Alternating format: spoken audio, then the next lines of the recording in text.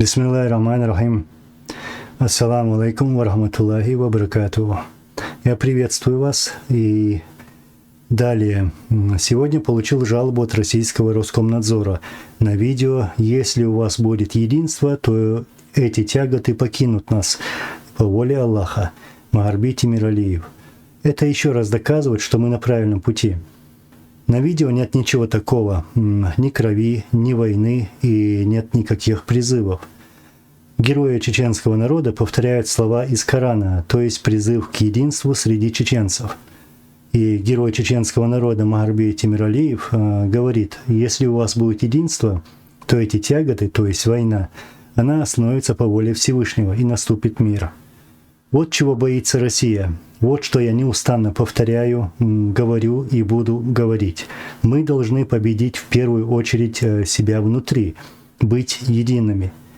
И лишь тогда Всевышний Аллах изменит все к лучшему и наступит мир. Иншаллах. Это касается не только чеченцев, но и других наших братьев.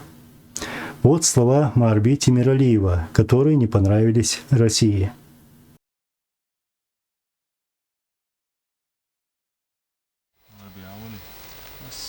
سلام مارشال الوقت إن شاء الله. أعوذ بالله من الشيطان الرجيم.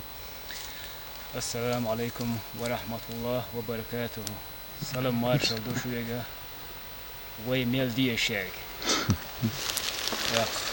حيلش الحمد لله الله ملو دو حيلش ديك دوق مجالي وبشي ديك دو حيلش قيدك دو شو خسان برت حيلش يخ إدوق سنة قيهم مادات قار أجن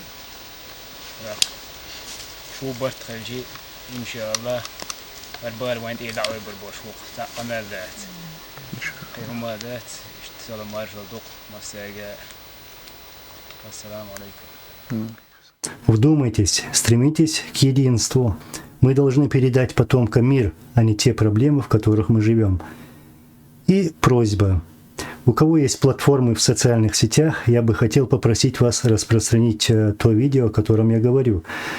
Название «Если у вас будет единство, то эти тяготы покинут нас по воле Аллаха». Магарби Тимиралиев. Пусть Аллах направит нас на истинный путь и к единству.